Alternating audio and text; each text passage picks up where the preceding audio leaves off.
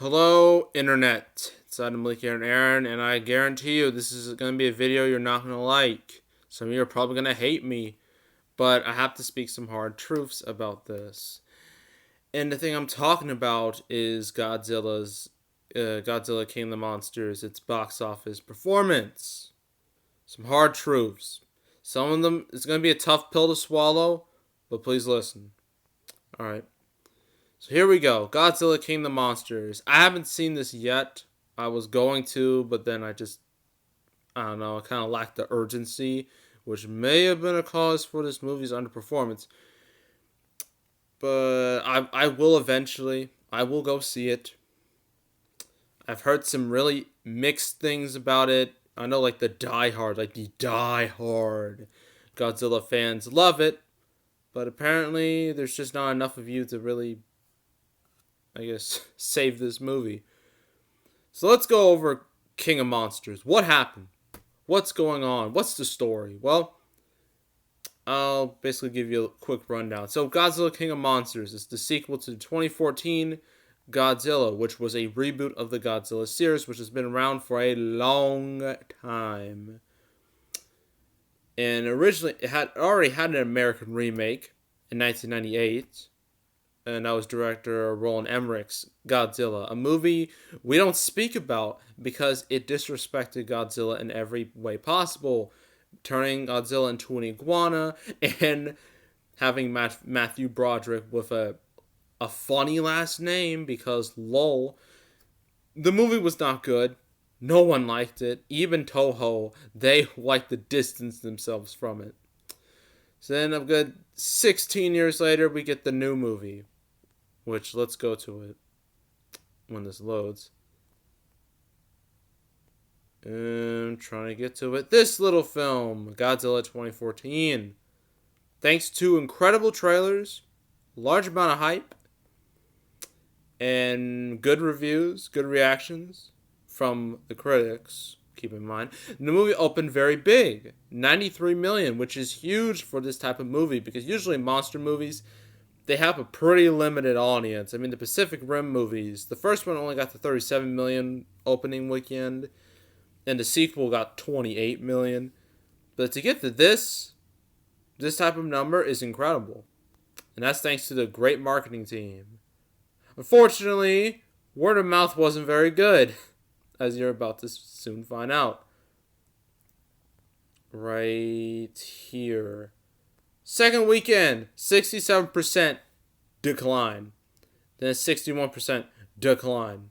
And then so on and so on. So its legs were very short. It did not have good legs at all. But the movie still made $529 million worldwide against a $160 million budget. That's pretty good. I mean, it's not great, but it's still a pretty good start for a franchise. So yeah, that's the first movie. So fast forward 3 years, we have Kong Skull Island right here. So this is, the King Kong reboot, which is in the same universe as Godzilla. And I'm going to go over this quickly because it's not really connected to, well, it kind of is, but in the grand scheme of things, not really. But Kong Skull Island opened to 61 million, but it had much better legs.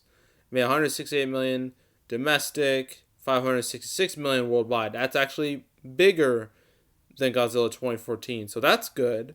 It gets 185 million budget. That's still good. So the franchise is doing good, right? You had two movies that were relatively successful, so everything's going fine, right? And now we have King of the Monsters. Now, expectations for this movie, well, originally, were pretty high on the internet. I've been hearing like a lot of internet buzz. Even when I made my Godzilla King of Monsters prediction, that video is like the biggest in terms of views. It's the most views I ever got for a predictions video, and that kind of shocked me. And I was like, oh, maybe this movie's, could this movie do really well? I mean, it's clear people care about it. But then when it came to opening weekend, projections were like 50 to 60. It could overperform with that. if everything goes fine. Reviews came out, very, very mixed, very meh. People got mad at the critics saying, ugh, those critics are just out of touch. They're all just a bunch of old people. You're just a bunch of haters. Because this is for real Godzilla fans. Real Godzilla fans. Not you critics. You don't understand. That's basically how all the hardcore Godzilla fans acted towards anyone who'd even disliked the movie, which personally I don't think is a good idea, in my opinion. It doesn't make you look particularly good. So opening weekend came out and only made $47 million. $47 million on a $170 million budget, but that's probably much bigger because of advertising. And only $130 million overseas for at the time, this has been updated with the domestic numbers, but only an opening weekend of $179 million. For a budget like that, that's not good. Not good at all. But I know some people want to be like, but Malik, it was number one. Well, guess what? Just because you're number one doesn't mean you're a winner, okay? I mean, Dumbo was number one. Alita Battle Angel was number one. Lego Movie 2 was number one. Were they winners? No. Not one of them was a real winner. So, saying, oh, this movie was number one, that must mean it's a winner. That's a lie. Huge lie. So, anyone who comes up with that excuse, don't listen to them. But we gotta look at some other facts. Compared to the first movie, this dropped by half. Half. Going from 93 to 47, that's half. That's abysmal. Franchises, or at least sequels, they're supposed to either be above, supposed to be on par, or they're supposed to at least maintain a majority of the predecessor's audience, even if it's a slight dip. When you drop by half, that's a problem. That's a genuine problem that a lot of people just refusing to accept. So let's look over some real reasons why this movie didn't do well. There are a couple of reasons. First reason, that 5-year gap. What the heck, Warner Brothers? First of all, sequels, the timetable for a sequel is usually 2 to 3 years. That's the ideal time to release a sequel. Some do it earlier than that. But 2 to 3 years is the best time to do it. That way the movie's still fresh in the moviegoer's mind. But when it's 4, 5, 6, 7 years, you're really stretching. Because there's a chance that a lot of people are just not even going to remember. They're going to be like, oh, Godzilla? I don't remember that. I think I may have saw it once, but they just really didn't remember it all that well. So, Warner Brothers, that's just your fault. You should have released this movie much sooner. That way it still would have been fresh in people's minds. Second reason, the marketing. I mean, the marketing was there. It was present. But none of the trailers had the same impact that 2014 Godzilla movie trailers. If you look back on those Godzilla 2014 movie trailers, they are amazing. They are incredible. If you look at them, there's a reason why a lot of people were hyped about that movie. Even people who have never heard of Godzilla were hyped about that movie because the trailers made it look amazing. And also, the thing that those trailers did, 2014 movie, it didn't sell it as just, oh, it's a monster movie. It's a monster movie battle. No. They smartly sold it as more of a disaster movie, which was a better decision, which is why they got a much bigger opening. This movie decided, we're just going to straight up make this a monster movie and expect people to show up. Well, those $46 million worth of people didn't show up to see this, so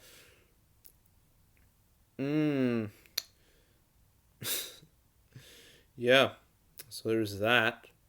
Third reason, you're probably thinking, oh, you're probably going to say competition. No, I think that competition argument is bull.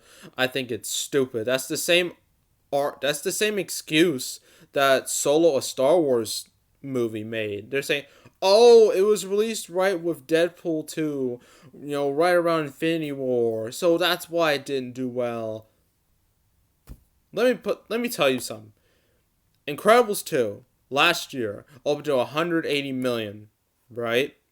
The very next weekend,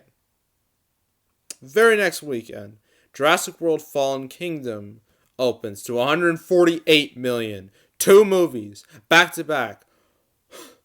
Oh, well over 100 million openings back to back. And neither really, hurt each other. They didn't really hurt each other. That's kind of funny that Universal and Disney, they always have weak movies that go back to back, but they never really hurt each other. I mean, I don't remember Jurassic World and Inside Out hurting each other. So the whole competition thing is garbage. It's a garbage argument. Sure, sometimes if it's like super direct competition, like sure, but this movie was facing Aladdin, and I'm pretty sure Aladdin's audience and Godzilla's audience are not the same. Obviously, they're just not the same. So I refuse to even acknowledge that competition argument. And another thing is the thing that people aren't really noting is that the audience is way too specific. And let me show you. Right here. This is like the article. Let's look at this. This is from like the crowd, opening an audience. Playing to a crowd that was 67% male. 67%. That's a lot. That's the majority. It's not even half. Like a lot of the bigger blockbusters, wanna know why they do so well? It's because they got the 4 quadrant. Wanna know what that is? Male, female, over, under 25. That's the 4 quadrant. And if you manage to get an equal number of people, to see it, then your movie's gonna have a bigger turnout. That's just a fact. But when you skew so heavily towards one side, you're only limiting your audience. And with this movie appealing so much to the hardcore Godzilla fans, all they did was just alienate every other audience, every other potential audience. You're basically saying, "Hey, this is for Godzilla fans only. Everybody else, screw off." That's what you did, and look what happened. You got a worse result. So, I mean, I know there's been all this talk about diversity and representation and yada, yada, yada, yada, yada. And, I mean, some of it is stupid. Is really stupid arguments. But I do think it's somewhat important that you have something for the female audience. Give them something. Give them anything. Because if you had more females up in this movie, like, if you appealed more to female moviegoers, this movie may have done better. It wouldn't have been so one-sided, because the most successful movies are not one-sided towards one specific audience. And actually, let's go back to Godzilla 2014 again, to show you how different that audience really is. So, King of Monsters, 67% not female, male, right? 57%, 67% male. Godzilla 2014, 58% male. See? That's a little better. Not as one-sided. So, yeah, that's why it had a bigger turnout. It had a bit more appeal towards women, while, this movie just said, oh, this is for the real Godzilla fans, which is basically a bunch of dudes since the beginning. But this movie, you can tell, this movie had a broader appeal. 2014 movie had a much broader appeal than King of Monsters. King of Monsters was just too niche. His audience was just way too specific, and as a result, it didn't perform very well. Actually, wait, we gotta go back to it. Alright, one last thing. Now, I know some people have been saying, oh, this movie's gonna have an amazing second weekend. No, it won't. It's a monster movie. These movies are typically very, very, very front-loaded. A lot of the audience is gonna show up that opening day, that opening weekend, and never come back. That's what happened to 2014 Godzilla, and there's a good chance it will happen to this one too, because this week, upcoming weekend, there's Dark Phoenix. And sure, Dark Phoenix has gotten terrible reviews. No one's excited about it. But here's the thing. The Godzilla audience and the X-Men audience could potentially, what's the word? Eat into each other's audience. They could basically cannibalize each other. And as a result, neither movie does well. So, yeah, that's going to be a problem for King of Monsters. It's not going to have a good second weekend. It'll probably be 60% drop, guaranteed. Maybe even more than that. Who knows? So, if I were Warner Brothers, I'd be in panic mode right now, because this clearly shows that interest in these movies is going under. It's going down. And I know they have Godzilla vs. Kong next year. That's already in production. There's nothing they can do about that. But if I could make a suggestion about Godzilla vs. Kong, which comes out in March 13th, 2020, here's what I would do. Make a better marketing campaign that isn't so specific on the core Godzilla audience. It has to be more broadly appealing to those who don't know Godzilla. And I don't know. I mean, this movie will come out March 13th, but I don't know what comes out then, because that's like a long time from now. Actually, I'm going to check. March. Okay. It's a pretty dry month. Well, there's Onward, which is like a Pixar film. The Invisible Man, I don't know how that's happening. I Still Believe, A Quiet Place sequel, G.I. Joe, they're making a reboot of that? What? And Mulan. So it's a bit of a better landscape to debut. I mean, it's pretty much by itself. I don't think it'll be affected by anything. So at least it won't have... I guess the marketplace won't be so just like, oh, look, another blockbuster up for like the 7th week in a row. Whoa, what am I saying? God. So, I mean, this is a better release date, generally, but still, you have to maintain that audience interest, because if you can't talk. Warner Brothers, you have to make people care about this movie. You have to make it exciting. You have to make this more of an event. You can't just be like, oh, look, Godzilla fighting monsters, and then that's it. No, you have to make this feel important. You gotta make this feel like, wow, I have to see this movie. And could they do it with Godzilla vs. Kong? Yeah. But, I mean, King of Monsters show you can't just rely on monster fights to say and just expect the movie to do well. There has to be more. You have to do more. So, I don't know who stars in Godzilla vs. Kong. Probably, I'm not exactly sure at all. But Warner Brothers, I'd say good luck with Godzilla vs. Kong, because you're going to need it after King of Monsters underperformed this badly.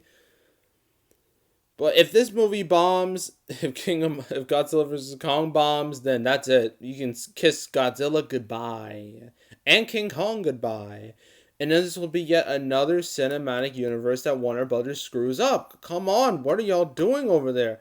You screwed up DC, you screwed up Lego, you screwed up Fantastic Beasts, and now you're screwing up Godzilla. What are you guys doing? Seriously, you guys have some problems over there that you need to fix now. So yeah, that's my in-depth thoughts on the whole box office situation of King of Monsters. What do you think? Do you think this movie should have done better? If you have seen it, let me know what you thought of it. If it was good, bad, eh. And considering, Godzilla vs. Kong is going to happen no matter what do you think about that? Do you think Warner Brothers can salvage this? Do you think they can save this series? from total oblivion. Let me know. So yeah, make sure to subscribe, like this video, leave a comment, and yeah, that is all. And I am out.